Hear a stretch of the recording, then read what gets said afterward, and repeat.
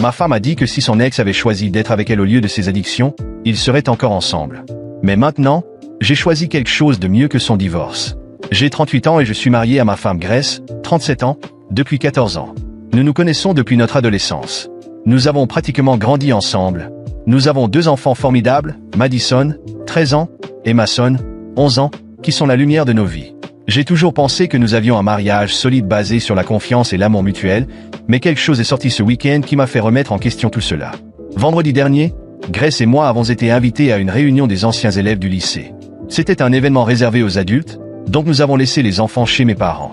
L'atmosphère était animée, avec tout le monde se remémorant les bons vieux temps et se mettant à jour sur nos vies. Comme prévu, lors de ces types de rassemblements, l'alcool coulait à flot. Grace et moi ne buvons généralement pas beaucoup, mais ce soir-là nous avons décidé de nous détendre un peu. Je me suis limité à quelques bières, mais j'ai remarqué que Grace buvait plus que d'habitude. Je n'y ai pas trop pensé sur le moment.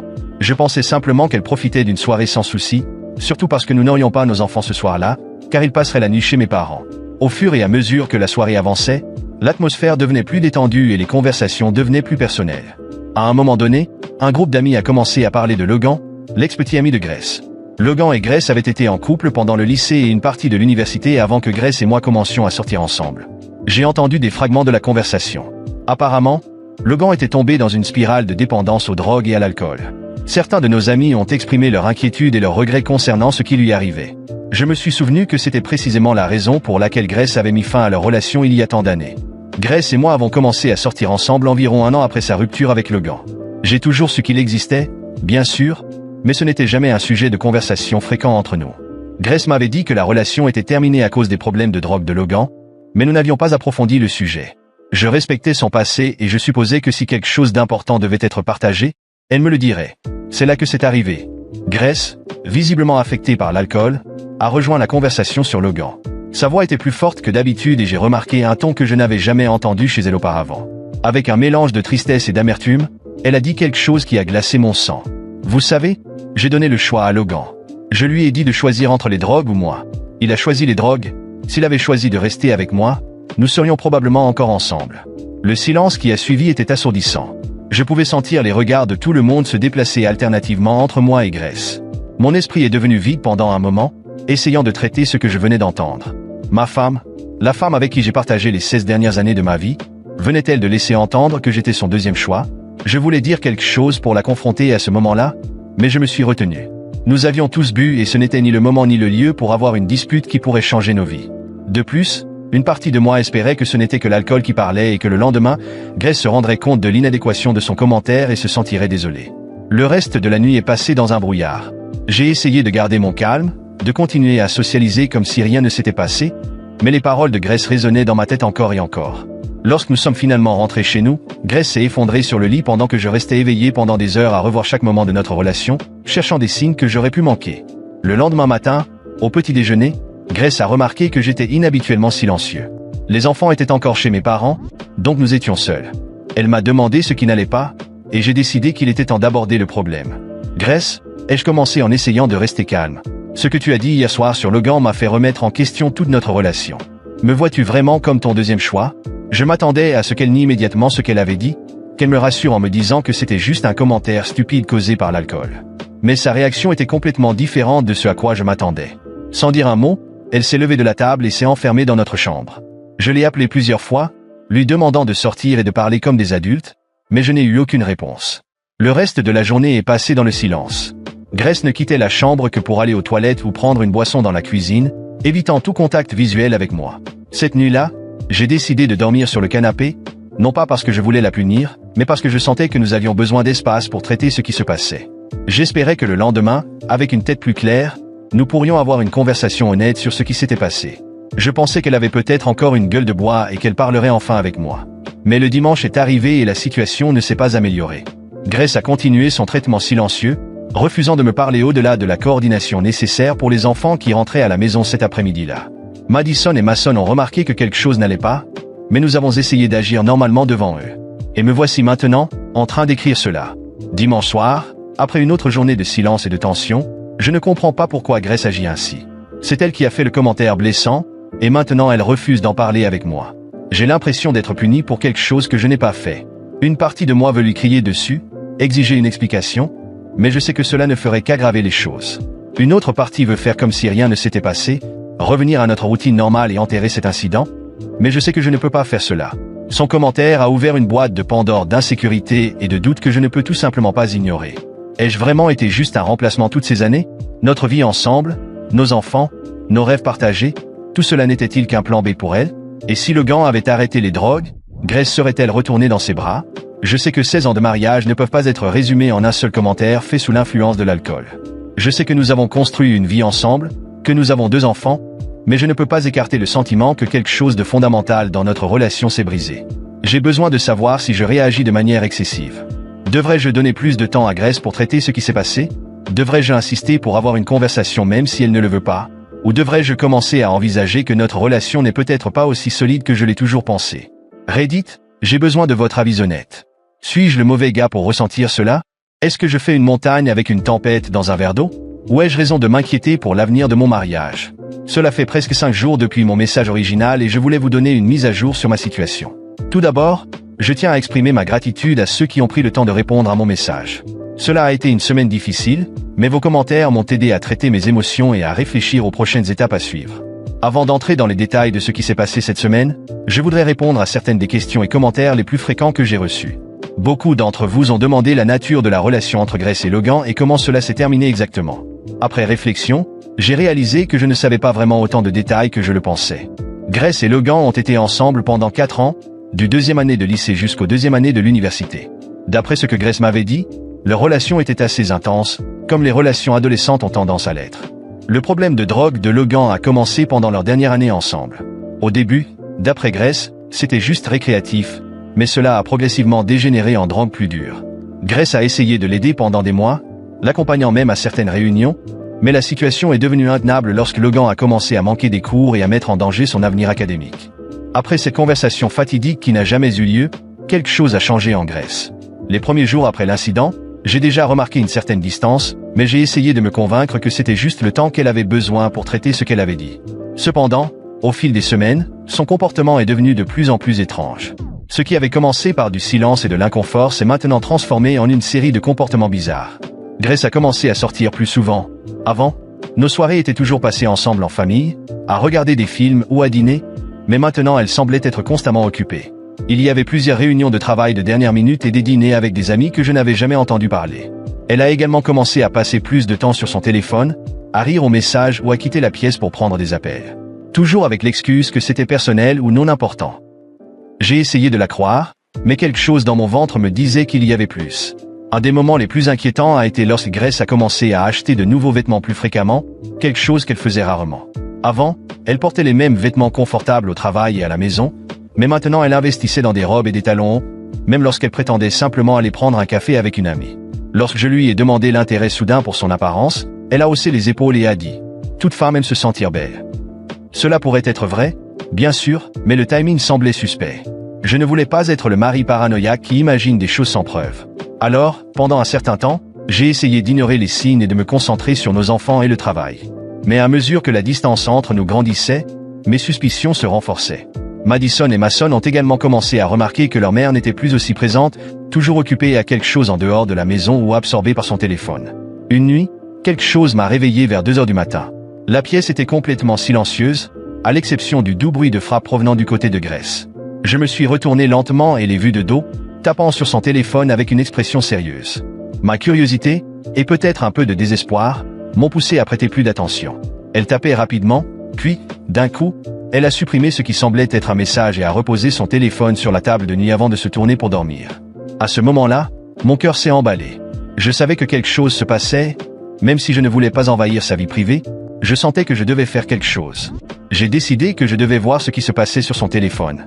J'ai attendu que Grace soit complètement endormie, ce qui ne prit pas longtemps, et j'ai pris son téléphone avec précaution. Mon cœur battait la chamade en le déverrouillant. Il y avait plusieurs messages récents d'un numéro inconnu, sans nom enregistré. Les conversations étaient brèves et quelque peu cryptiques, avec de courtes phrases et des emojis, mais un en particulier a attiré mon attention. C'était incroyable de te voir aujourd'hui. Nous devons le refaire bientôt. Demain après-midi? Mon sang s'est glacé. Que faisait Grace qu'elle devait répéter, et pourquoi demain après-midi? J'avais du mal à croire ce que je lisais. Même sans preuve concrète, j'avais déjà suspecté quelque chose, et cela ne faisait que renforcer mes inquiétudes. Je suis sorti discrètement de la pièce, essayant de traiter tout ce que je venais de découvrir. Autant je ne voulais pas le croire, autant il semblait que ma femme était impliquée dans quelque chose qui pourrait détruire notre mariage. Le lendemain, la routine s'est déroulée comme d'habitude. Grace était distraite, probablement en train de planifier sa réunion, et j'étais déterminé à découvrir la vérité. Elle a mentionné de manière décontractée qu'elle avait une réunion après le déjeuner et serait de retour plus tard dans l'après-midi. Avec une boule au ventre, je lui ai dit que cela me convenait, essayant de paraître indifférent. Ce jour-là, j'ai décidé de la suivre. J'ai attendu qu'elle quitte la maison, mis des vêtements discrets et les suivis, en gardant une distance sûre. Grace est allée au centre-ville et a garé sa voiture près d'un petit café. Mon cœur battait la chamade en la voyant sortir de la voiture et entrer dans le café avec un sourire sur le visage. Puis, quelques minutes plus tard, un homme est apparu. Il était grand, avec des cheveux bruns, et avait une expression calme. Ils se sont salués amicalement et se sont assis à une table au fond du café. J'ai observé tout cela à distance, essayant de rester calme. Je ne savais pas qui il était, mais les messages sur son téléphone résonnaient dans ma tête. C'était incroyable de te voir. Que pouvait-il faire d'autre? Je ne pouvais plus le supporter. Je suis sorti de la voiture et suis entré dans le café, essayant d'agir naturellement en approchant discrètement de leur table. C'est là que j'ai réalisé mon erreur. En m'approchant, j'ai pu entendre leur conversation plus clairement. L'homme parlait prudemment, choisissant ses mots avec soin, et Grace semblait nerveuse. Soudain, l'homme a ouvert un dossier et lui a montré une série de documents. J'ai été choqué d'entendre le mot qui est sorti de la bouche de Grace, divorce. De tous les scénarios que mon esprit avait créés, c'était le dernier que j'attendais. Grace ne me trompait pas avec un autre homme. Elle planifiait de divorcer et avait rencontré secrètement un avocat. Le c'était incroyable de te voir n'avait rien à voir avec la romance. C'était elle qui finalisait les détails d'une séparation qu'elle avait déjà décidée sans même me le dire. Avec le cœur brisé, je me suis éloigné discrètement sans être remarqué. Je suis sorti du café, suis monté dans ma voiture et y suis resté longtemps, traitant tout ce que je venais de découvrir. Le silence entre nous, les sorties fréquentes, la distance émotionnelle, tout cela avait maintenant du sens. Elle n'essayait pas seulement de résoudre ce qu'elle avait dit sur Logan cette nuit-là. Elle se préparait à me quitter. Je suis rentré chez moi sans savoir quoi faire. Une partie de moi voulait l'affronter immédiatement, mais une autre partie savait que si je le faisais, notre mariage prendrait fin là, sur le champ. J'ai veillé toute la nuit à réfléchir à ce que je devais faire. Si je laissais passer plus de temps, elle me servirait probablement les papiers de divorce bientôt. Je devais agir rapidement. Mais comment? Comment sauver un mariage qui semblait déjà condamné, sans même une conversation honnête? Après avoir découvert que Grace planifiait un divorce, j'avais l'impression que le sol s'était dérobé sous mes pieds. Chaque pensée, chaque souvenir de notre relation commençait à se mélanger avec un profond sentiment de culpabilité et de regret. Même si je savais ce qu'elle faisait, j'ai décidé de ne pas l'affronter immédiatement. Je pensais que si elle savait que j'avais découvert le divorce, ce serait la fin définitive. Alors, j'ai choisi une autre voie, essayer secrètement de sauver notre mariage sans que Grace ne sache que j'étais au courant de tout. J'ai fait tout ce que je pouvais pour raviver la connexion entre nous. J'ai commencé à cuisiner davantage, à organiser des sorties en famille, à complimenter chaque petit détail la concernant, espérant qu'elle réaliserait, d'une manière ou d'une autre, que nous pourrions encore être heureux ensemble. J'ai acheté des fleurs, planifié de petites surprises et même organisé une escapade pour nous deux, pensant qu'une pause dans la routine pourrait changer son avis. Cependant, malgré tous mes efforts, la réponse de Grace était toujours froide et distante. Elle acceptait ce que je faisais, mais sans enthousiasme. Malgré tout, je continuais à essayer, convaincu que c'était ma faute, que j'avais échoué d'une manière ou d'une autre en tant que mari. Les semaines passaient, et soudainement, Grace annonça quelque chose que je n'avais jamais attendu, elle était enceinte. Au moment où elle le dit, mon cœur s'arrêta. D'un côté, je ressentis une vague d'émotion et de joie. Je pensais que cela pourrait être le nouveau départ dont nous avions besoin, la chance de tout réparer. Je voulais être un bon père, je voulais que notre famille grandisse encore plus, et, d'une manière ou d'une autre, j'espérais que cette nouvelle vie à venir nous rapprocherait à nouveau. Mais la réaction de Grace était loin de ce que j'avais espéré. Elle ne semblait pas heureuse. En fait, elle avait l'air visiblement mal à l'aise avec la nouvelle, comme si la grossesse était plus un fardeau qu'une bénédiction. À ce moment-là, toutes mes insécurités revinrent avec force. Que se passait-il? Pourquoi Grace n'était-elle pas excitée par la grossesse? Était-ce ma faute? Est-ce que tout ce qui s'était passé jusqu'à ce moment-là, tous mes échecs, avaient rendu sa vie insupportable? J'ai essayé de chasser ces pensées, mais quelque chose ne collait pas. Même avec la grossesse, Grace continuait à se comporter de la même manière. Elle se distançait encore, avait toujours ses réunions et sortait souvent seule. J'étais déterminé à faire quelque chose de spécial pour elle, à montrer que j'étais engagé envers notre famille. Je voulais la surprendre au travail, mais pour cela, je devais connaître l'heure exacte à laquelle elle partirait. Cette nuit-là, j'ai attendu que Grace soit profondément endormie. Je savais qu'elle notait toujours les engagements importants et les horaires sur son téléphone, Alors j'ai décidé de prendre son téléphone pour vérifier son calendrier. Mais en déverrouillant le téléphone, quelque chose d'autre attira mon attention. Il y avait une conversation récente, et le nom à l'écran me glaça le sang. Logan, son ex. Avec le cœur battant, j'ai ouvert la conversation. Les messages étaient récents, et ce que j'ai lu a brisé tout espoir qu'il me restait. Grace avait dit à Logan qu'elle était enceinte, mais le pire, c'était qu'elle avait dit que le père de l'enfant était lui, pas moi. Les mots à l'écran semblaient crier dans ma tête. Toutes mes suspicions, tous les signes que j'avais ignorés, étaient vrais. Elle m'avait trompé. Le bébé que je commençais à aimer et à imaginer comme partie de notre famille, n'était pas le mien. Mes mains tremblaient et mon corps s'est refroidi. Je ne savais pas quoi faire, quoi penser. La personne avec qui j'avais passé tant d'années, avec qui j'avais construit une vie, vivait un mensonge à mes côtés. Toute la culpabilité que je ressentais pour l'effondrement de notre relation, toutes les tentatives pour réparer notre mariage, semblaient être une plaisanterie cruelle. Elle m'avait déjà trahi depuis longtemps, et j'étais le dernier à le savoir. J'ai fermé le téléphone et suis retourné dans la chambre, essayant de contrôler l'avalanche d'émotions. Que devais-je faire maintenant? Affronter Grace? Continuer à faire semblant que je ne savais rien? Au fond, je savais que notre histoire s'était terminée à ce moment-là. Et peut-être que ce qui faisait le plus mal n'était pas le fait qu'elle me trompait, mais que tout ce temps, je m'étais battu seul pour quelque chose qui était déjà mort. Lorsque j'ai découvert la vérité sur Grace et Logan, cela a déclenché une vague de colère et de ressentiment que je ne savais pas que j'avais. J'étais sous le choc, en même temps, furieux. Il n'y avait plus de place pour les doutes ou les incertitudes. Ce que j'avais lu sur son téléphone confirmait que tous mes efforts pour sauver notre mariage avaient été vains. Elle m'avait trahi d'une manière impossible à ignorer. Le lendemain matin, je savais que je ne pouvais plus continuer à vivre dans ce mensonge. Ma maison, mon refuge, était maintenant teinté de trahison et de tromperie. Sans dire un mot, j'ai commencé à emballer certaines de ses affaires, les mettant dans des cartons. Lorsque Grace se réveilla et vit ce que je faisais, le choc sur son visage était palpable. Elle essaya de discuter, tenta de me convaincre que je faisais une erreur, mais la rage que je ressentais était écrasante. « Tu me mets à la porte ?» cria-t-elle, avec un mélange d'incrédulité et d'indignation. « Oui, » Grace répondis-je fermement. « Cette maison est la mienne, et je ne tolérerai plus ta présence ici.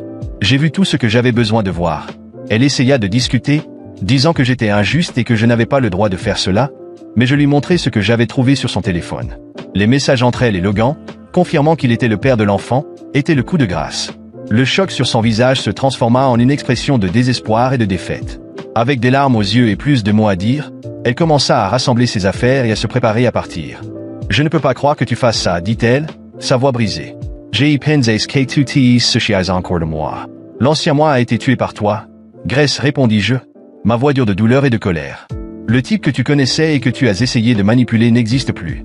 Ce qui reste est quelqu'un qui sait ce qu'il mérite et qui n'acceptera plus d'être trompé. » Elle partit, encore sous le choc, et je me sentis un peu plus léger, mais en même temps, un profond vide s'ouvrit en moi. La maison était enfin silencieuse, et je commençais à reconstruire ma vie. Avec le temps, la douleur se transforma en un sentiment de résolution et de valeur personnelle. J'étais déterminé à avancer, pour moi et pour l'avenir de l'enfant que j'étais sur le point d'accueillir. Un an passa, et je m'étais adapté à la nouvelle routine en tant que père célibataire. L'enfant était né, et malgré l'absence de Grace, je trouvais du bonheur et de la force dans mon rôle de père. J'avais appris à trouver de la joie dans les petites choses et à créer un environnement aimant pour mon enfant. Puis, une nuit, l'inattendu arriva. La sonnette de la porte retentit, et lorsque j'ouvris la porte, je trouvai Grace debout à l'extérieur. Elle avait l'air pâle et épuisée, et son expression était celle de la désespérance. « J'ai besoin de ton aide » supplia-t-elle. « Logan a recommencé à prendre de la drogue, il ne veut pas s'occuper de l'enfant, et je ne sais pas quoi faire. S'il te plaît, aide-moi. » Je la regardai, incertain de ressentir de la compassion ou de rester fidèle à ma décision. Pendant un moment, je pensais à toutes les promesses rompues, tous les mensonges et trahisons. La colère et le désir de vengeance que je ressentais n'avaient pas complètement disparu. « L'ancien moi a été tué par toi, Grace, dis-je, ma voix froide et ferme. Le gars qui était prêt à aider et à pardonner, il n'existe plus. Ce que tu vois maintenant est quelqu'un qui a appris à se valoriser et à protéger ce qui est à lui. Il n'y a plus de place pour toi ici. » Elle me regarda, incapable de croire les mots qu'elle entendait. Le désespoir dans ses yeux était évident, mais je savais que je devais rester fidèle à ma décision. Je fermai lentement la porte, écoutant ses pleurs et supplications s'éloigner alors qu'elle s'éloignait. Je ressentis un mélange de tristesse et de satisfaction. J'avais pris une décision difficile, mais je savais que c'était ce qui devait être fait pour enfin avancer. La vie changeait, et j'étais déterminé à construire un avenir meilleur pour moi-même et pour l'enfant, loin des ombres du passé.